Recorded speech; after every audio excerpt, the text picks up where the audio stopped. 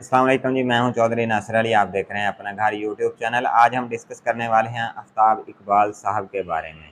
जी आपने सही सुना, आफ्ताब इकबाल साहब के बारे में जो आजकल प्रोग्राम कर रहे हैं खबर हार के नाम से, तो उनके बारे में डिस्कस करेंगे। उनकी टीम के बारे में थोड़ी सी पहले हम बात करेंगे, उनकी ज़िंदगी के बारे में। उसके बाद हम बात करेंगे कि वो यूट्यूब से कितना पैसा अर्न कर रहे हैं और हर मंथ उन्हें कितने व्यूज़ आ रहे हैं। तो पहले हम उनकी ज़िंदगी पे बात कर लेते हैं कि उन्होंने स्टेज अदाकारों को क्या दिया। उन्होंने स्टेज अदाकारों को इज़्ज़त की रोटी दी, क्योंकि जब स्टेज पे ज़वाल आना शुरू हुआ, अब तो आ चुका है, जब मैं शुरू की बात कर रहा हूँ तब की। उन्होंने सबसे पहले अदाकार सुहेल अहमद साहब को अपने प्रोग्राम में उन्होंने प्रोग्राम शुरू किया दुनिया न्यूज़ पे हस्बे हाल के नाम से। उसमें अदाकार सुहेल अहमद साहब के साथ बैठे एक करैक्टर उनके साथ और होता था लेडीज़ का। तो उन्होंने बहुत अच्छा प्रोग्राम किया। जब उनकी दुनिया न्यूज़ से अनबन बनी, वो जियो न्यूज़ में जाने लगे। अदाकार सुहेल अहमद साहब से पूछा उन्होंने कि आपने जाना है? वो कहते जी नहीं, मेरा दुनिया न्यूज़ से दोबारा कॉन्टैक्ट हो गया है, मैं आपके साथ नहीं जा रहा। तो उन्होंने जब दुनिया न्यूज़ पे जाके खबरनाक के नाम से प्रोग्राम किया, तो उन्होंने फिर स्टेज के और 5-7 अदाकार अपने साथ ला के बिठा दिए। हालाँकि मैं सुहेल अहमद साहब को बहुत बड़ा मदाह हूँ उनका। तो अच्छे राइटर हैं, अच्छे ड्रामे लिखे उन्होंने, अच्छे ड्रामे कंपोज़ किए। लेकिन जब वो आफ्ताब इकबाल साहब के साथ थे, उनकी बात ही कुछ और थी, क्योंकि आफ्ताब इकबाल साहब अक्सर कह चुके हैं कि असल मसला स्क्रिप्ट का होता है। हालाँकि उनके बहुत बड़े-बड़े अदाकार जो उन्हें छोड़ के जा चुके हैं, पाये के अदाकार थे, लेकिन वो स्क्रिप्ट के बगैर अधूरे हैं। उनमें सबसे ज़्यादा चालाक मैं समझता हूँ तेज़ नासिर चिन्योटी साहब को। हालाँकि उनके सारे दोस्त छोड़ के जा चुके हैं, जिनके साथ उन्होंने पिछले 30-35 साल से स्ट्रगल की हुई है। वो उसे ऑफ़रें भी करवा रहे हैं कि मेरे साथ आ जाओ। वो कहता है जी मैं टीवी पे काम कर सकता हूँ, शो कर सकता हूँ, तो सिर्फ़ आफ्ताब इकबाल साहब के साथ, क्योंकि वो इतनी लंबी छुट्टी दे देते हैं उन्हें।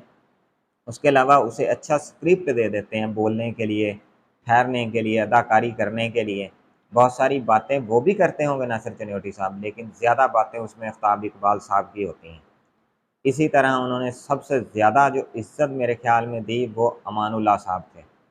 जब अमानुल्लाह साहब बूढ़े हो चुके थे, स्टेज ड्रामे वालों ने उन्हें सिर्फ़ कैश करवाना शुरू कर दिया था। इंतहाई दुःख होता था, क्योंकि मैं बहुत बड़ा ड्रामा लवर रहा हूँ किसी दौर में, स्टेज ड्रामा मैंने बहुत देखा है, जब तक सही आया। जब तक सही नहीं आया, न्यू आर्टिस्ट आए, उन्होंने वैरायटी शुरू की, गलत डायलॉग शुरू किए, मैंने छोड़ दिया। अच्छा, उसके बाद सिर्फ़ एंटरटेनमेंट होते हैं तो आफ्ताब इकबाल साहब का शो देख के, क्योंकि उसमें वैरायटी भी नहीं होती, गलत बात भी नहीं होती और एंटरटेनमेंट भी अच्छा करते हैं और मालूमाती प्रोग्राम भी बहुत होता है। अच्छा, हम दोबारा आते हैं अमानुल्लाह साहब पे। जब स्टेज वालों ने उन्हें कैश करवाना शुरू किया, स्टेज के सिर्फ़ 5 मिनट लास्ट पे लाते थे, नए लड़के खड़े करके अमानुल्लाह साहब को जूतें करवाई जाती थी, तो बहुत दुःख होता था। फिर उन्हें आफ्ताब इकबाल साहब अपने शो में ले आए, उन्हें बाइज़्ज़त तरीके से बिठाया और उन्हें बहुत अच्छा स्क्रिप्ट दिया। वो स्टेज से ज़्यादा शोहरत हासिल करके इस दुनिया से गए हैं आफ्ताब इकबाल साहब के शो से। तो ये एहसानात हैं आफ्ताब इकबाल साहब के स्टेज अदाकारों पे। और अदाकार क्या करते हैं, आते हैं 2-3 साल काम सीखते हैं। उन्होंने एक यूनिवर्सिटी समझा हुआ है उसे, अदारे को, कि वहाँ पे आए 2-4 साल काम सीखा, उसके बाद चले गए और प्रोग्रामों में पैसा छापना शुरू कर दिया। हालाँकि मैं असद कैफ़ी को बहुत बड़ा एक्टर समझता था और सियाना एक्टर समझता था पंजाबी में कहूँ तो, कि ये कभी नहीं छोड़ के जाएगा। लेकिन उसने बोंगी मारी, छोड़ के चला गया। अब वो जिस भी प्रोग्राम में बैठा हो, 2-4 दिन उसे अवाम देखेगी, उसके बाद उसे कोई ख़ास बंदा नहीं देखेगा।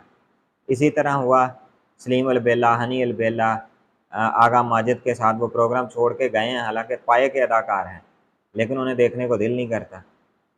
तो इसी तरह ही बाकी फ़नकार हैं जो छोड़ के जा रहे हैं। उपाशा का भी नया-नया वो स्टार्टअप हुई थी, अभी थोड़ी-सी रनिंग में आ रही थी, वो छोड़ के भाग गई। अच्छा, असर रंगीला साहब, उसके उन्होंने चब्बल मारी पिछले दिनों में, सीधी बात पूछें तो।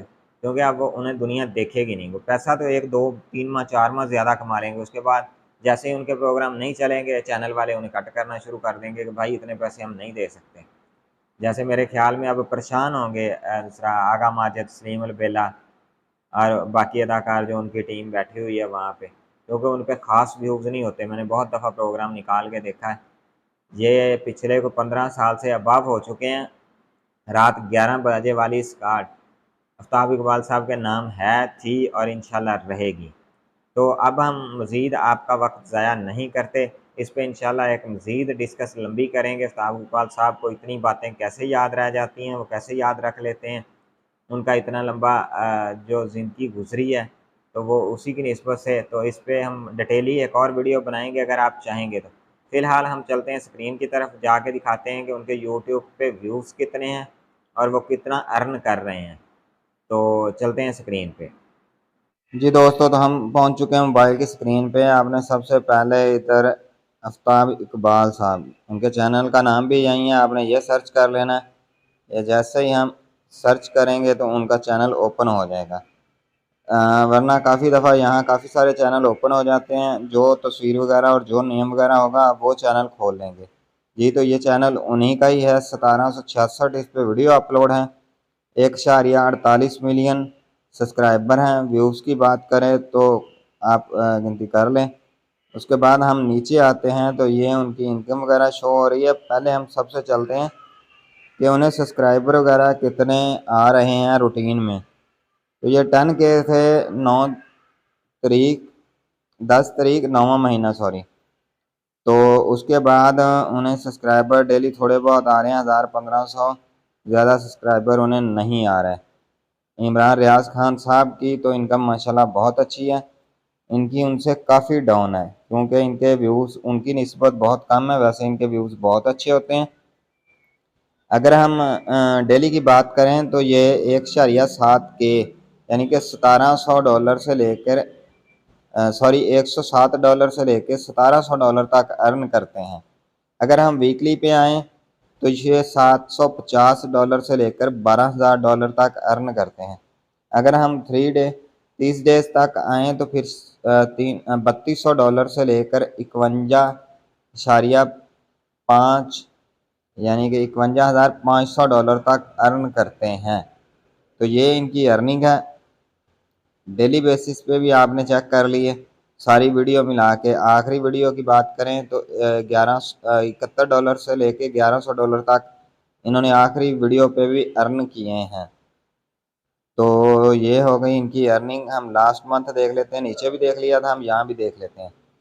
जैसे मैं पहले आपको बता चुका हूँ कि $3200 से लेके $51,500 तक अर्निंग है।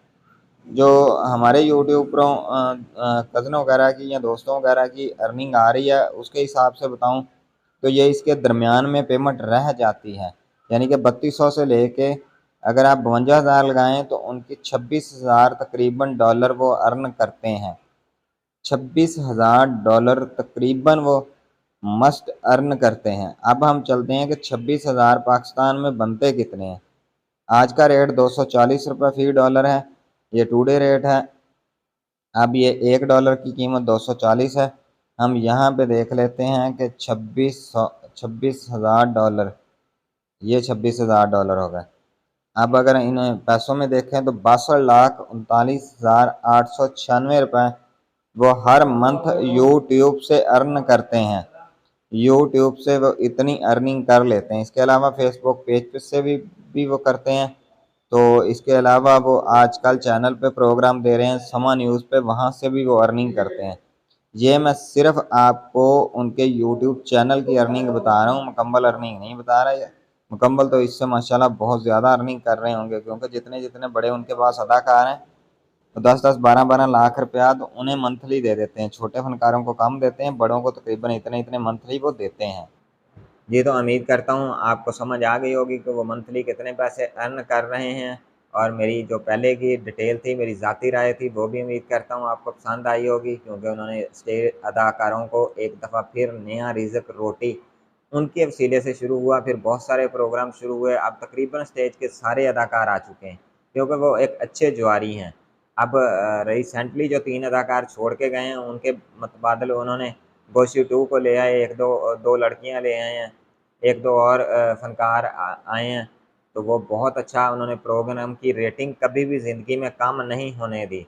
वो राइटर अच्छे हैं, लिख अच्छा देते हैं। तो जो भी उनके पास अदाकार माठे भी हों तो वो पाए के बन सकते हैं। बेहतरीन मिसाल बब्बू राणा साहब की आपके सामने ही है कि वो किस तरह के एक्टर होते थे, आजकल वो पाए के एक्टर बन चुके हैं, सिंगर भी बन चुके हैं।